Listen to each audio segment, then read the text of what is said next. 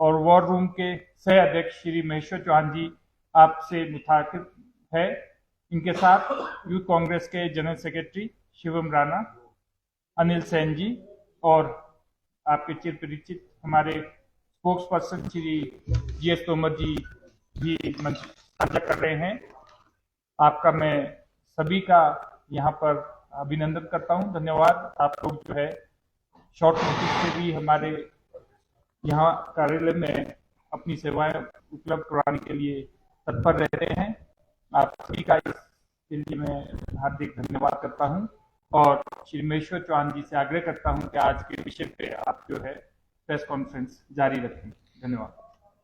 सभी पत्रकार बंधुओं का स्वागत। जैसा कि आजकल चुनाव का माहौल है और देश के अंदर 2 चरण का मतदान जो है पूर्ण हो चुका है और भारतीय जनता पार्टी को 2 चरण के मतदान में भारी निराशा हाथ लगी है और जो एक भारतीय जनता पार्टी का एक सेल्फ डिक्लेयर्ड एक जो एजेंडा था, अब की बार 400 पार पूरी तरह फेल हो चुका है और भारतीय जनता पार्टी के नेता भी इस बात को समझ चुके हैं। तभी आप अगर देखें तो आजकल भारतीय जनता पार्टी के राष्ट्रीय और प्रादेशिक नेता मुद्दा आधारित प्रचार नहीं करना चाहते। वो मुद्दों से हटकर प्रचार धर्म के नाम पर और जातियों के नाम पर ले जाना चाहते हैं।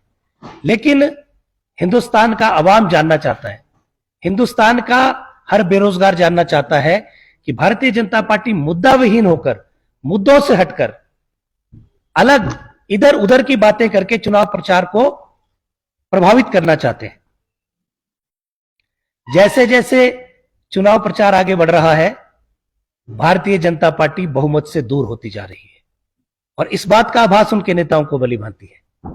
अब आप देखिए, चुनाव घोषणा पत्र कांग्रेस पार्टी का निकला, भारतीय जनता पार्टी के नेताओं को जो हमारे घोषणा पत्र में लिखा है वो नजर नहीं आ रहा, लेकिन उनको हिडन एजेंडा समझ आ रहा है।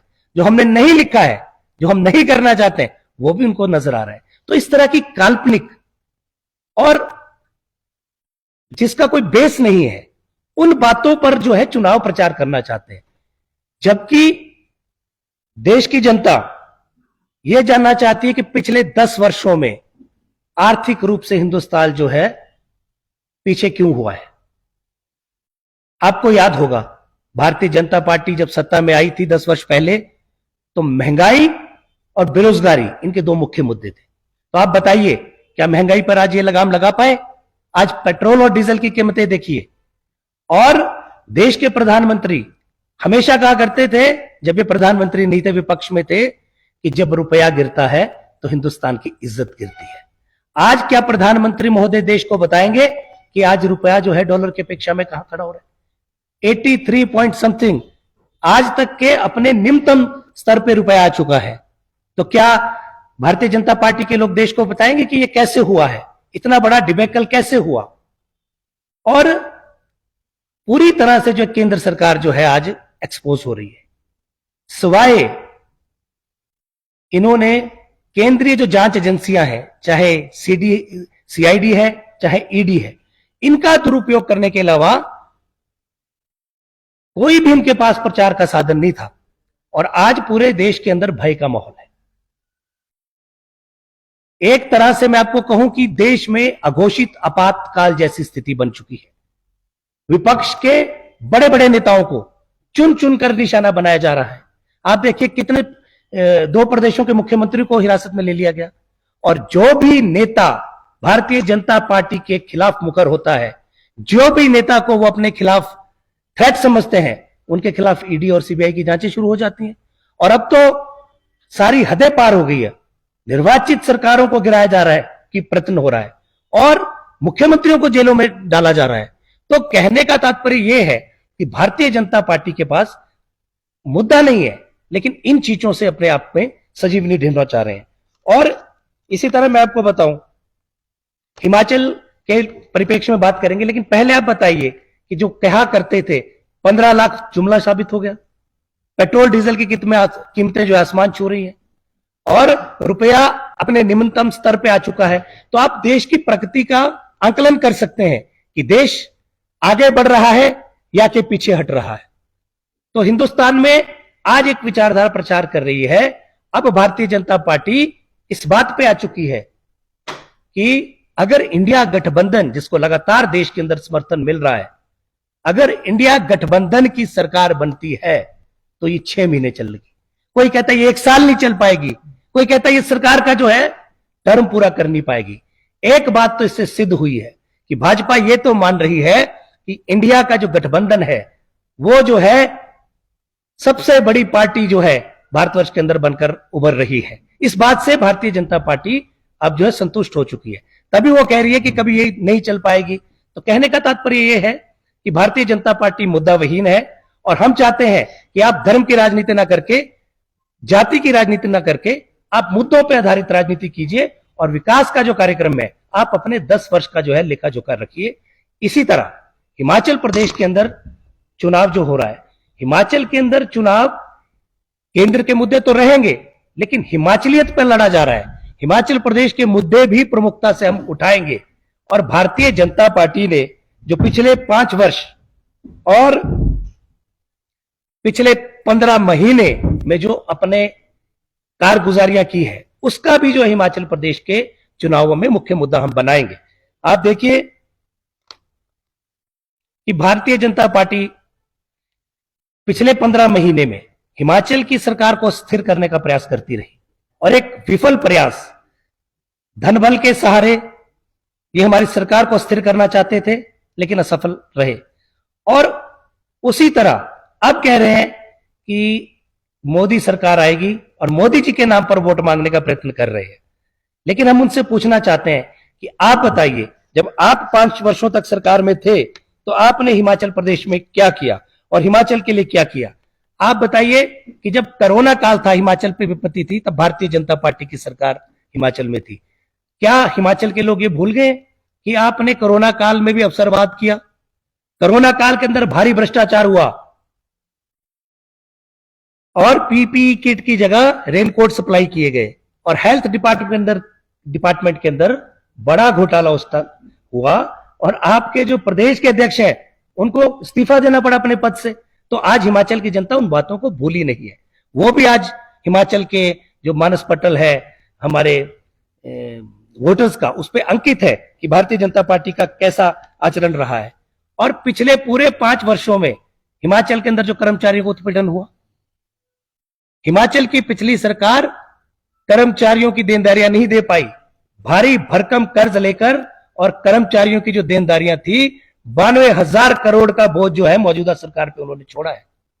लेकिन जैसे ही हिमाचल की जनता ने हमें जनादेश दिया, कांग्रेस की सरकार हिमाचल में स्थापित हुई, हमने एक विकास पथ पर आगे बढ़ते हुए एक विकास का कार्यक्रम को आगे बढ़ाने का भरसक प्रयत्न किया और अपने साधनों से, अपने सीमित संसाधनों से प्रदेश को प्रगति के पथ पर आगे बढ़ाया। और जिसमें इतनी बड़ी विपदा, जो सदी की सबसे बड़ी विपदा है, वो हिमाचल में आई, फिर भी हमने अपने संसाधनों से, आज तक इतिहास में ऐसा नहीं हुआ, हमने हिमाचल सरकार के साधनों से 4500 करोड़ का बड़ा आर्थिक पैकेज जो है हिमाचल की जनता को राहत के रूप में दिया। और जो पहले छोटी छोटी राहत विपदाओं के अंदर हुआ करती थी, उसका आकार बड़ा किया और लोगों को इतनी राहत राशि मुहैया कराई कि जिसका घर पूरी तरह से क्षतिग्रस्त हो गया है वो अपना घर बना सके। इतनी राशि उसको मुहैया कराई कि जिसकी जो मकान टूटा है वो मकान बना दे, और जिसका जो पार्शियल डैमेज हुआ है उसकी भी हमने राशि बढ़ाई है। तो हिमाचल सरकार ने ये अपने साधनों से किया। और दूसरी तरफ भारतीय जनता पार्टी पूरी तरह से मुख्य दर्शक बन के रही। जब विपदा का दौर था, हिमाचल प्रदेश विधानसभा के अंदर जब सरकार ने केंद्र सरकार से आर्थिक पैकेज मांगने के लिए प्रस्ताव पारित किया, तो भाजपा विधायक दल ने उसका विरोध किया। और ये मुद्दे हिमाचल प्रदेश की जनता के सामने हम लेकर जाएंगे। और इसी तरह से आप देखिए कि ओपीएस के 9,000 करोड़ रुपए अभी भी केंद्र सरकार के पास फंसे हैं और भारतीय जनता पार्टी के लोग उसको दिलाने में कोई प्रयास नहीं कर रहे। उल्टा पूरे 15 महीने में अगर विपक्ष के नेताओं ने कोई कार्य किया है तो हमारी केंद्र से आने वाली राशि को रुकाने का किया है। और आप बताएं, हमने जो वादे किए थे, हमने बड़ी बड़ी, मैंने आपको बताया 1500 करोड़ रुपए की बड़ी योजना, बड़ा एक आर्थिक पैकेज जो कि हमारी सरकार के लिहाज से बहुत बड़ा है, उसका आकार बहुत बड़ा है, वो हमने प्रदेश की जनता के सामने रखा। और हमने ओपीएस बहाल करी। अब जो 1500, एक जो बहुआयामी योजना है, एक हमारी महिलाओं को सशक्त करने के लिए जो हमने एक योजना बनाई है, उसको भी हमने आरंभ कर दिया है। और पूरे प्रदेश में वो आरंभ होती, इससे पहले महिला विरोधी भारतीय जनता पार्टी ने चुनाव आयोग में दस्तक दी और पूरे प्रदेश में जो वितरित होनी थी 1500 की राशि महिलाओं को, उसको रुकवाया है। तो ये महिला विरोधी ये सरकार रही, ये विचारधारा है। इसी तरह से पूरे प्रदेश में आज जो चुनाव प्रचार चला है, हमारे 2 लोकसभा के प्रत्याशी जो है चुनाव मैदान में है और भारतीय जनता पार्टी को उन दोनों से बड़ा मलाल है कि वो चुनाव क्यों लड़ रहे हैं। जयराम जी भी कह रहे हैं कि विक्रमादित्य को किसी साजिश के तहत चुनाव लड़ाया जा रहा है, पर मुझे लगता है कि ये जो साजिश है ये विक्रमादित्य के खिलाफ नहीं हो रही है, ये साजिश जो है जयराम जी के खिलाफ कहीं ना कहीं हो रही है। अगर उनको ये प्रतीत होता है कि विक्रमादित्य जो है वहां क्यों लड़ रहे हैं, तो मैं उनको बताना चाहता हूं कि भारतीय जनता पार्टी ने पिछले ही ये जो 3 विधानसभा के चुनाव हुए, उसमें अपने केंद्रीय मंत्रियों को विधायक के चुनाव लड़ाए। तो इनकी जो राजनीति के अंदर जो इनकी मेमोरी है बड़ी शॉर्ट है। इनको याद रखना चाहिए कि जो आज आप हम पे कह रहे हैं, आप पहले अपने गिरेबान में झांकिए कि आपने क्या क्या किया है। उसी तरह से आज विनोद सुल्तानपुरी जी मैदान में, तो सुरेश भारद्वाज जी का मैं बयान सुना था कि सुल्तानपुरी जी ने तो कभी जो है सांसद निधि नहीं बांटी। आप बताइए, एक ऐसे नेता जो पूरे हिंदुस्तान के अंदर रिकॉर्ड है, लगातार 6 बार जिन्होंने इस चुनाव क्षेत्र का प्रतिनिधित्व किया हो, उनके बारे में इस तरह की टिप्पणी करना, ये तो हास्यास्पद है। और आप मुझे बताइए कि सुरेश कश्यप जी जो है कहां कहां गए पिछले 5 वर्षों में, कौन कौन से क्षेत्रों में गए, आज लोग पूछ रहे हैं उनसे, जहां पे उन्होंने शक्ल तक जो है एमपी बनने के बाद नहीं दिखाई। तो इस तरह से आज हमारे 2 युवा लोकसभा के अंदर चुनाव मैदान में उतरे हैं। दोनों युवा चेहरे बहुत लोकप्रिय हैं और पूरी तरह से हमने कल भी वॉर रूम से बैठकर 2 लोकसभा सीटों का आंकलन किया जो वहां पे कार्यक्रम पार्टी का चल रहा है। तो भारी समर्थन इन दोनों के पक्ष में जो हमको मिल रहा है। और मैं दावे के साथ कह सकता हूं कि जिस तरह से भारतीय जनता पार्टी का आचरण रहा है पिछले 15 महीने का, उसको देखते हुए और पिछले 5 साल के अंदर जो सरकार में व्यापक भ्रष्टाचार था, चाहे वो कोरोना काल के वक्त था, चाहे वो सरकारी भर्तियों में हुए घोटाले, पेपर लीक हुए और पुलिस भर्ती में जो घोटाले हुए, ये सारी बातों को लेकर और पिछले 15 महीने में जो षड्यंत्र सरकार के खिलाफ भारतीय जनता पार्टी ने रचा, भागम भाग पूरे प्रदेश के अंदर की, तो मुझे पूर्ण विश्वास है कि इस भागम भाग में जो है हिमाचल प्रदेश के अंदर, लोकसभा के अंदर और विधानसभा के अंदर Bharatiya Janata party run out होगी और कंगना रनौत हिट विकेट होगी। इस बात का मैं आपके सामने दावा करता हूं। और जैसे ही चुनाव प्रचार आगे बढ़ेगा, कांग्रेस पार्टी का प्रचार और ज्यादा तेज होगा और निश्चित रूप से जो है हम 4 सीटों पे बहुमत हासिल करेंगे। और हिमाचल की जो उपचुनाव 6 सीटों पर हो रहे हैं, वैसे तो हमारी सरकार को अभी भी कोई खतरा नहीं है, सरकार पूरी तरह से स्थिर है और आंकड़ों के हिसाब से पूरी तरह से सुरक्षित है। फिर भी ये जो आने वाले 6 उपचुनाव है, इसमें पार्टी और हिमाचल की सरकार और ज्यादा मजबूत होकर सामने आएगी और हिमाचल में कांग्रेस जो है विजय पताका फहराएगी। अब आप कोई पूछना चाहे तो पूछ सकते। चुनाव तो जो है 1 महीने करीब रह गया है। कांग्रेस पार्टी जो है 2 लोकसभा और 3 चुनावों के ऊपर कैंडिडेट घोषित नहीं कर पाई, क्या वजह लगती है? कैंडिडेट नहीं मिल रहे कांग्रेस पार्टी को, कैंडिडेट बहुत ज्यादा है और पार्टी बड़ा सोच समझकर निर्णय लेना चाहती है। जैसा भारतीय जनता पार्टी को 2 लोकसभा के टिकटों में निराशा हुई, उसके बाद इसी तरह की निराशा जब 3 हमारे और विधानसभा के प्रत्याशी उतरेंगे और 2 लोकसभा के प्रत्याशी उतरेंगे तो भारतीय जनता पार्टी को होगी। कांग्रेस के पास बहुत चेहरे हैं और पार्टी पूरे सर्वे के आधार पर और जीत की क्षमता के आधार पर यह आकलन कर रही है कि सबसे मजबूत प्रत्याशी कौन हो सकता है। और बहुत जल्द, अभी तो प्रक्रिया चली है और बहुत जल्द ही हमारे प्रत्याशी मैदान में उतरेंगे। विश्वनाथ जी, अगर आप कह रहे हैं कि प्रत्याशी बहुत ज्यादा है, तो ये क्या वजह रही जो भाजपा से अभी ज्वाइन की है कांग्रेस को? देखिए, भारतीय जनता पार्टी ने जो प्रयास किया था वो तो असफल हो ही गया। लेकिन चुनाव के वक्त में बहुत चीजें हैं जिसका आकलन कर पार्टियां जो है अपने प्रत्याशी उतारती हैं। और आज विवेक शर्मा है, वो हमारी पृष्ठभूमि से आज तक कभी कांग्रेस के बाहर नहीं गए, हमेशा कांग्रेस के साथ रहे।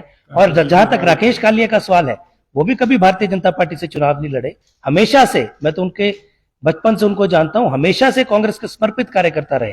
लेकिन हाँ, पिछली बार जब चैतन्य जी को टिकट गया तो वो नाराजगी स्वरूप जो है भारतीय जनता पार्टी में गए थे, लेकिन कभी उन्होंने चुनाव नहीं लड़ा, कभी भारतीय जनता पार्टी का प्रचार नहीं किया।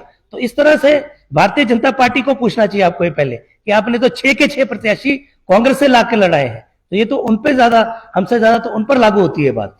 अम्बेडकर जी ईवीएम पर जो है कांग्रेस सवाल उठाती रही है और पोस्टल बैलेट को लेकर मांग कर रही है।